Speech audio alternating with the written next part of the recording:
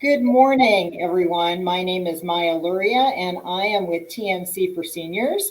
And today we are talking about battling the COVID 15 pounds. So, we want you to be able to find your new normal while eating at home. And I have with me Mary Milady. She is a registered dietitian, and she's also the director of TMC's Connected Health and Wellness program. So, welcome to TMC for Seniors, Mary. We are excited to have you here today and know that you're going to give us some great tips on what we can do during this while everyone is at home so that they eat right. So welcome. Yeah, absolutely. Thanks for having me, Maya. So the way we came up with the idea of COVID-15 is you've heard about the freshman 15 when you go off to college and you gain those 15 pounds. Does anybody remember that?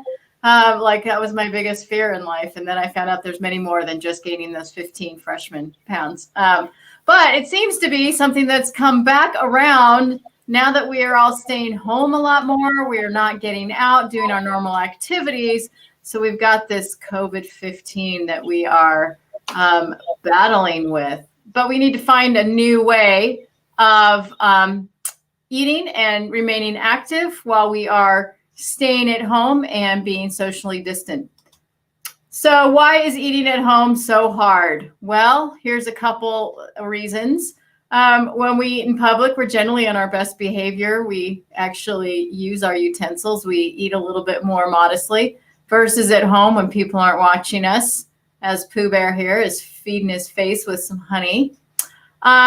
Eating at home may require learning a new skill, such as actually cooking. Many of us aren't cooks. And so now that we're all home together, we're kind of learning a new skill. So if you can't read this, the gentleman says, I'm not sure that that's what they mean by now reduce the wine.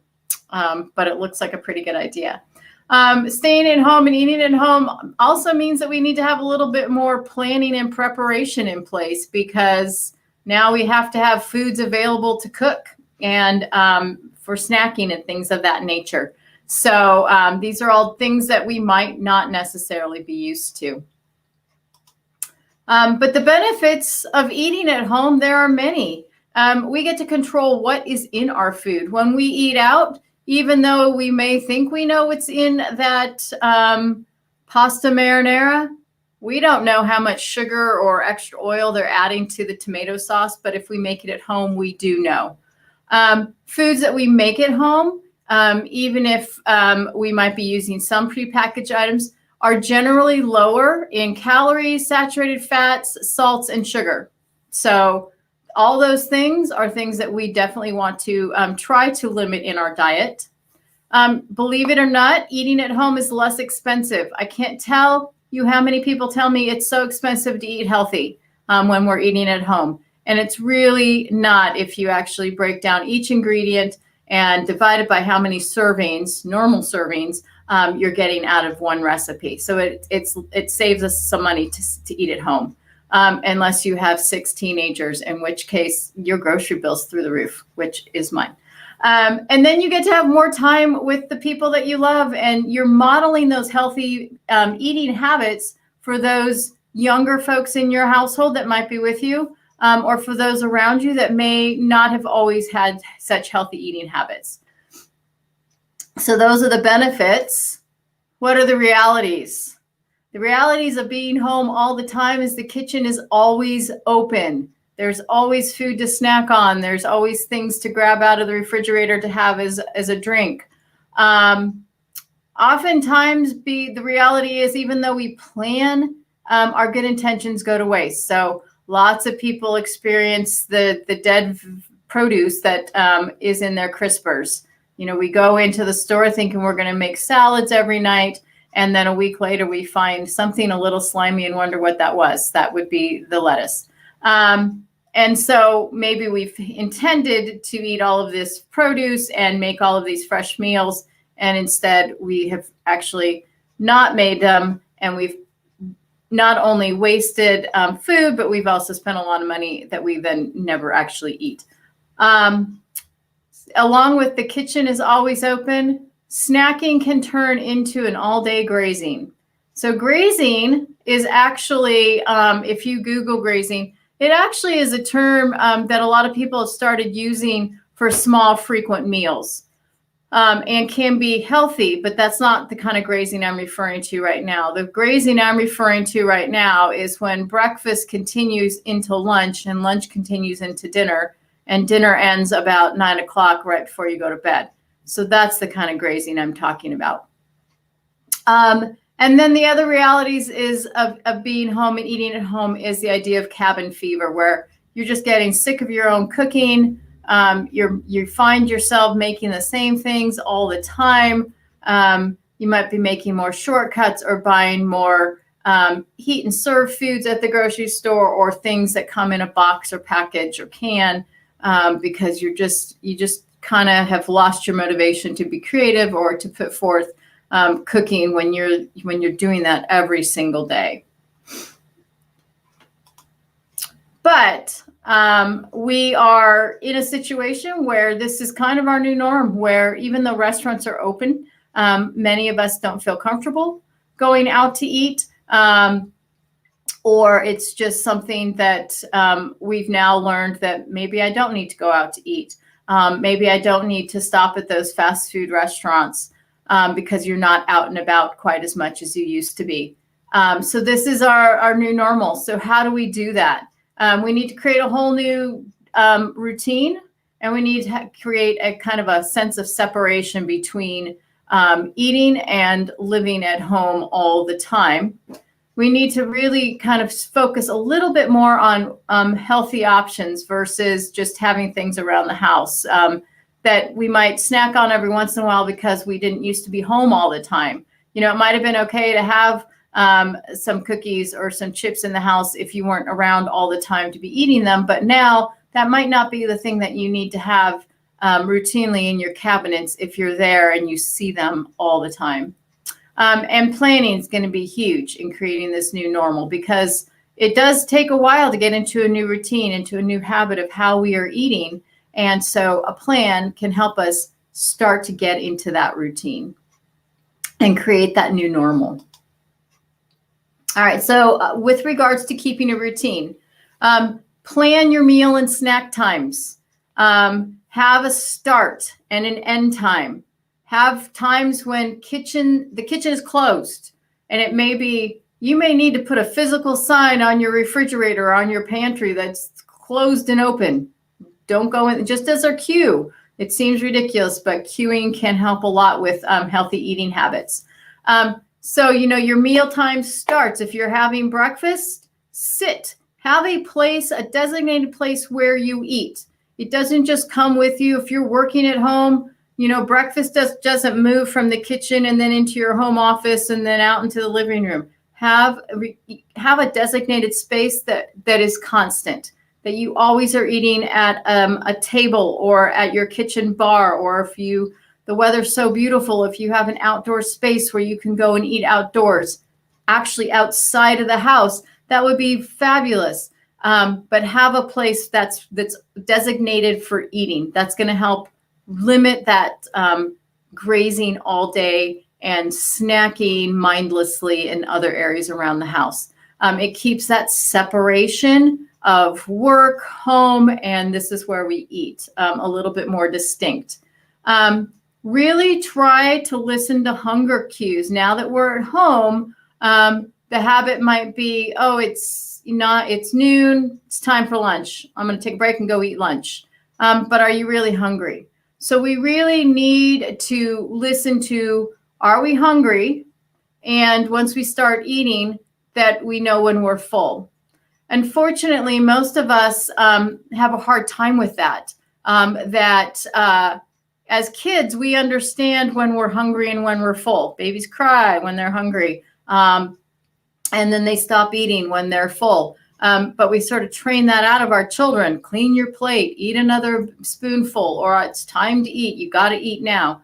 But we need to get back to that, listening to when we're hungry and when we're full, especially if you have access to food all day long.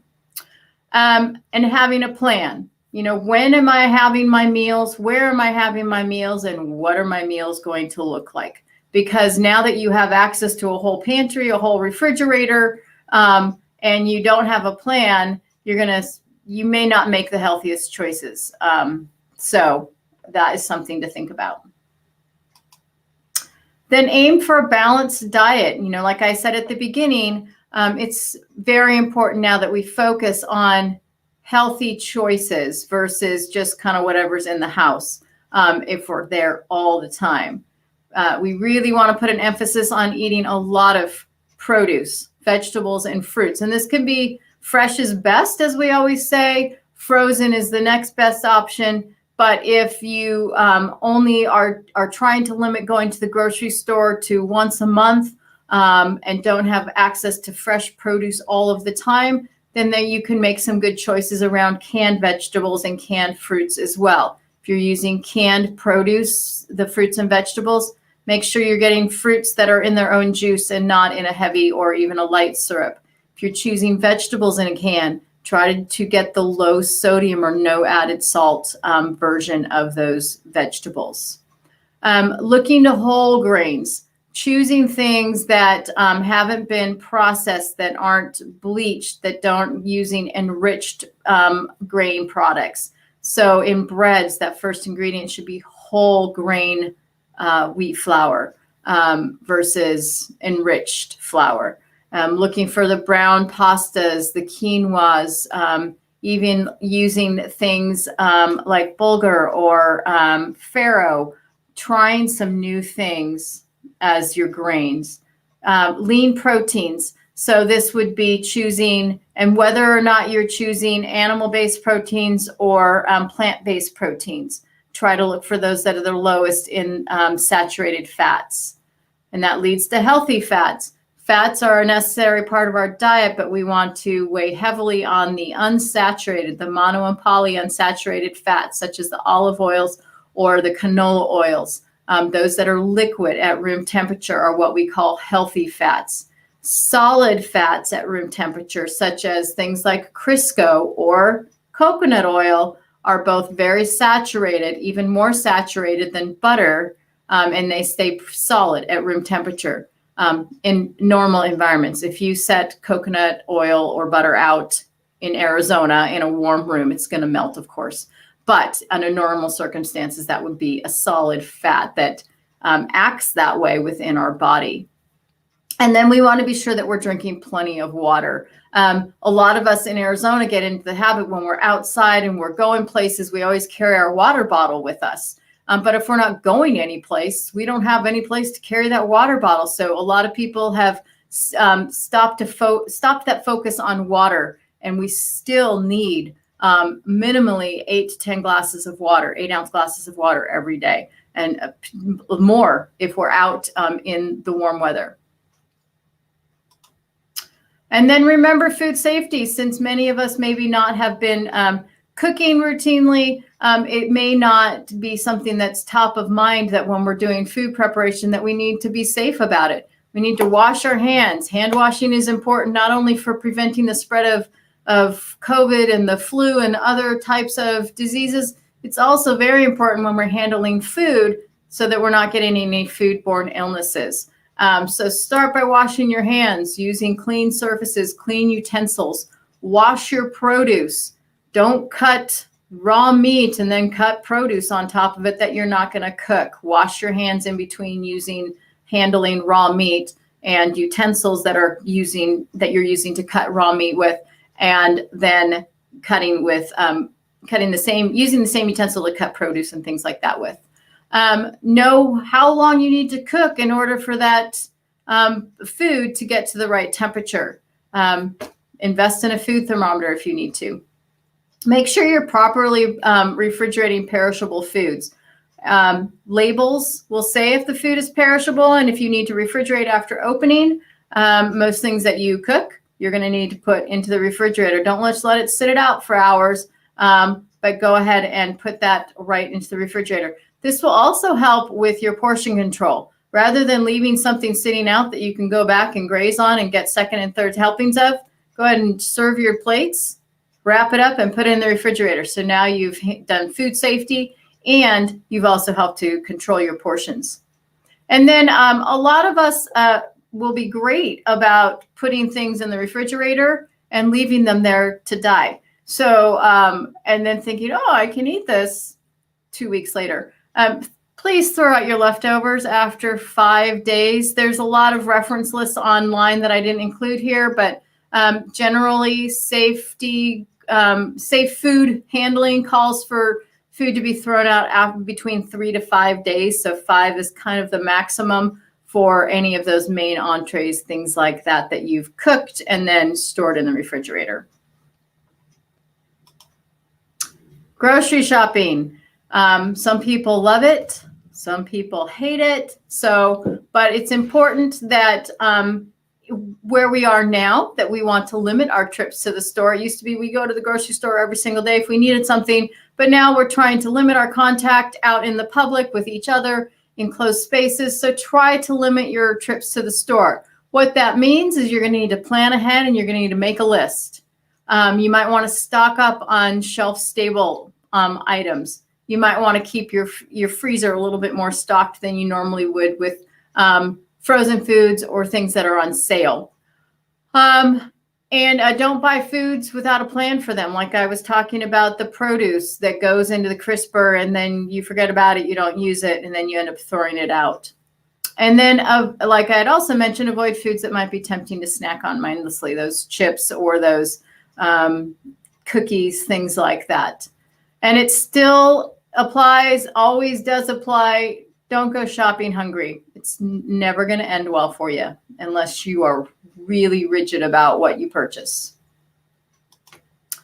All right, so takeout and delivery. I recently learned about Grubhub and Uber Eats, and I am proud to say I haven't actually used them, but companies have made it very easy for us to continue to eat out, and which is good for their business, but may not always be good for our waistline or for our cholesterol levels. So try to save that eating out for special occasions as you might have before.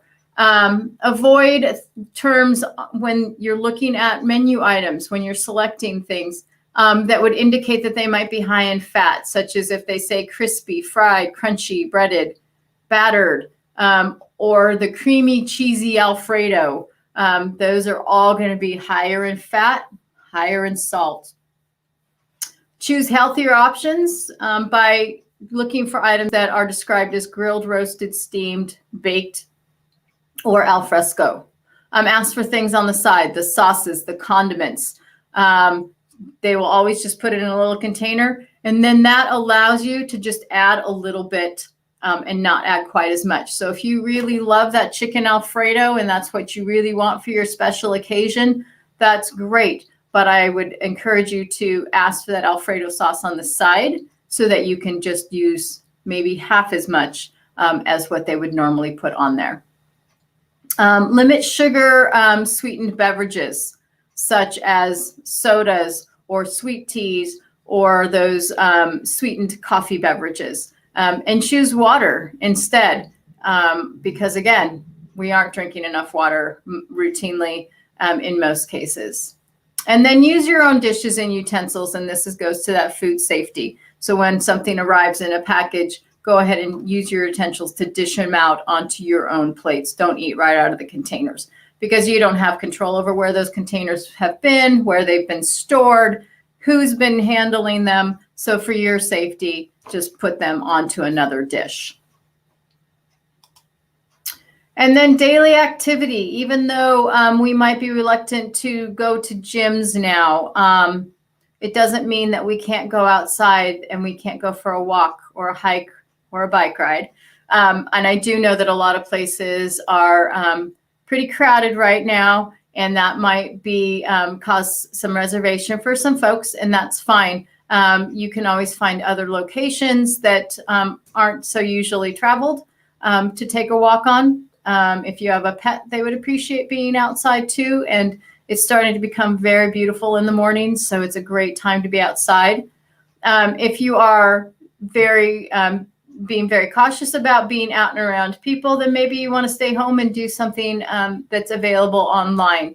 There's tons of videos that are home-based, whether it's yoga, dance, strength training. The YMCA is a good resource if you look them up. And so is Pima County, Pima Council on Aging, PCOA, also has a lot of resources of online activity classes.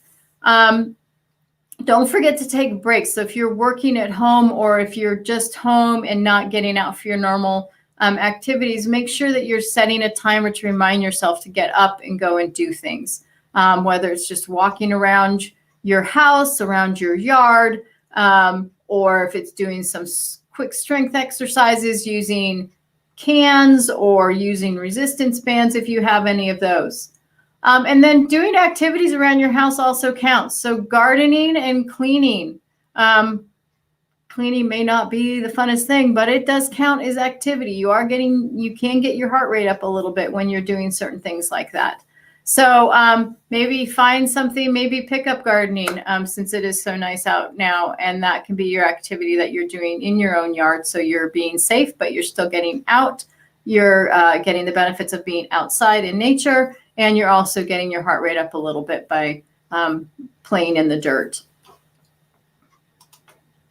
And that is the end of my presentation. So does anybody have any questions? I don't think we have anybody, do we? Well, actually, we do have some questions. I've got a couple of questions. One is actually about yogurt, Mary, because I know, flavored yogurts, of course, usually have high sugar. Yes. You can find a low sugar option. Is that okay? Or do you really need to stick with, a plain yogurt where you're adding?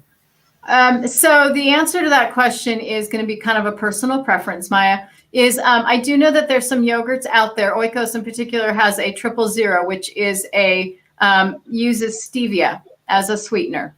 So if you're okay with using an alternative sweetener, then that is your decision. I'm not going to say that that's a bad choice. Ultimately, we would love for you to get the fresh fruit in with your plain yogurt. But if your choice is that you would like it pre-flavored, then that, of course, is a great option. Okay. Now, I have another question here. Is it okay to eat the same thing every day? Or do you really need to switch it up if you want to lose weight? So this is something that came in. I know that people sort of get stuck in a rut right now as far as their eating habits, especially when you're at home, and maybe they're not great cooks, and so they just continue to make the same thing each day. Yeah. Of course. So variety, we love to tell people that variety is best, that you want to get a variety of colors in your produce, that you want to get a variety of different types of protein sources, that a couple days a week, we want you to have fish. We love you to combine in that poultry and even have a meatless kind of day where you're using a plant-based option for your protein source. As far as losing weight, eating the same thing, I guess, how do I want to word this? If you're eating the same thing and you're not losing weight, then you're probably eating the wrong thing. So you want to switch it up anyway. But getting a variety is going to enable you to get a lot more of the nutrients that you need in your everyday life, the vitamins and the minerals that you probably aren't going to get if you're eating the same thing every single day. But to your point, Maya, if, we're not great cooks like you are. If we've kind of gotten in a rut and we're okay with our rut, I would recommend then that you might want to invest in getting a multivitamin just to make sure that you're getting everything that you need. Okay. But again, that would be something maybe you want to talk to your doctor about if you have any potentials for some vitamin deficiencies. Sure. And of course, I think adding that activity, because I think a lot of people right now, because they're at home, may not be, their activity may be limited. They're maybe not doing as much as they used to. I know that's been a big thing for me is I just make sure now, that I get up every day and I have a exercise routine because I feel like that's what I need. So I understand that completely. Yeah, it's hard for a lot of folks that have been used to going to the gym and now they don't want to go to the gym, for good reason. They want to stay separated and distanced. But now they're having a hard time figuring out, well, what do I do in place of that? Right. So a lot of people have headed out to our lovely loop that Pima County has put out for us. So now it's almost too crowded out there too. So you kind of need to find what works for you. But having a routine every morning, like you said, is perfect.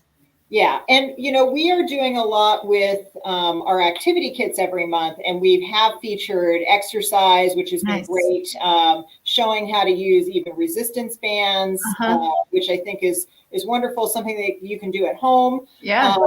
For this month, the focus is nutrition, which is really great. And we're thrilled to have you here with us talking about this today. We actually have one more day of nutrition kits that will be available tomorrow. So if somebody is interested and we do have some availability still, you can certainly call our office at 324-1960, and we'd be happy to register you for a kit through our drive-through. It's quite fun. You do get included in there is a little recipe book that includes recipes, Mary, that I know that you have provided in here as well. So you might have some new things that come up that you hadn't thought about cooking before, and they're fairly easy recipes. I have another question about listening to your body. Most plans suggest eating every few hours, but I know that you mentioned don't eat if so there's noon. Right. So what should you do? So there's a fine line between eating all the time and eating based on the clock. So it is recommended that you eat every few hours to avoid becoming famished and then eating a huge amount. So we do like to see people eat small, frequent meals. So that's why this whole grazing concept is really kind of starting to pop up a lot more. I would say that when you're eating every few hours, it's going to be about portion size. That's really what all of this is going to come down to, is portions, because we're home so much, whether we're eating all day long or we're skipping and then just eating a huge feast at the end of the evening because now we're home and we're not eating out and on our best behavior, our calorie content is probably going up. So we really need to focus on our portions. So if we're eating every couple hours, that can be something small. It can be, like some crackers with some cheese or a half an apple with some peanut butter, something like that. Okay, great. Now I have one last question. I know you're going to love this one. Somebody has asked, where is the loop located? Oh my gosh. It's all around the whole city. It's the best thing in the world. So you can actually go onto the internet and look up the loop, and it will show you a map. So based on where you are, there's different access points.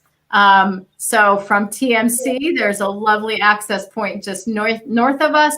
From the senior services area, there's an access point just west of you off of Tanque Verde area. So there's different points. It's all around the whole city, and they all connect. And it's a multi-use app, right?